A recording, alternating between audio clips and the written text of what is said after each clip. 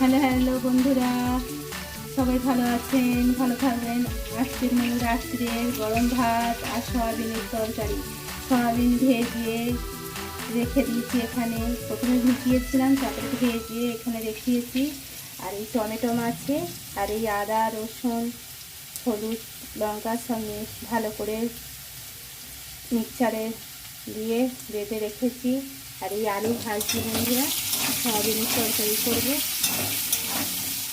বড্ড গরম পড়েছে বন্ধুরা, ওই জন্য আজকে ভাত খাওয়া হবে রাত্রে এই সয়াবিনের তরকারি দিয়ে।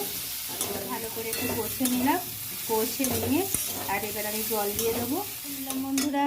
এবার একটু জল দিয়ে দিলাম, এতে লবণ ফবণ সব দেওয়া হয়ে গেছে। এবারে এটাকে আমি হবার সময় দিতে হবে 10 মিনিট। এবারে দিয়ে একটু হতে দেবো। রাধে রাধে বন্ধুরা, সবাই ভালো আছেন। আজকের এটা শাক ভাজা, আজকের মেনু শাক ভাজা। আর এই মাছ কিনে নিয়ে এসছে, মাছের ঝাল করব। আর এই পেঁয়াজ কুচি আছে, পেঁয়াজ কুচি দিয়ে একটু শাক ভাজবো। আর এই মাছের তেল, আমার কর্তা খুব মাছের তেল খেতে ভালোবাসে। আমি এইবারে মাছের শাক ভাজা ভাজবো। একটু লঙ্কা ফোড়ন দিয়ে দিচ্ছি, লঙ্কা ফোড়ন দিয়ে দিচ্ছি বন্ধুরা। দিয়ে আর এই পেঁয়াজ ভাজাটা দিয়ে দেবো, পেঁয়াজ কুচিটা।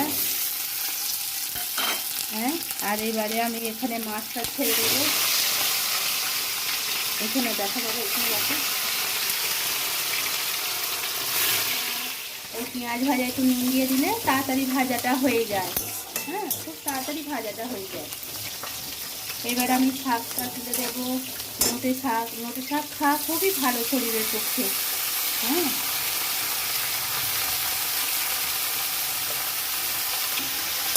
এই নোটে শাকটা ভাজলাম।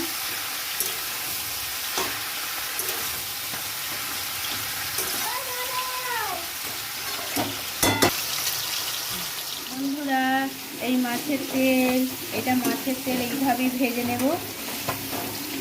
হ্যাঁ, মাছের তেল দিয়ে ভাত খেতে খুব ভালো লাগে। আমার কর্তা মাছের তেল খুব ভালোবাসে।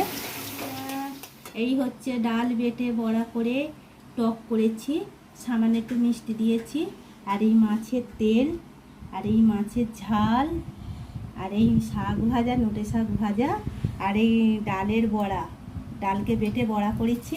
আর এই ভাত, এই ভাত। আজকের এই সাধারণ মেনু। আমার রান্না সবসময় সাধারণ হয় বা করি।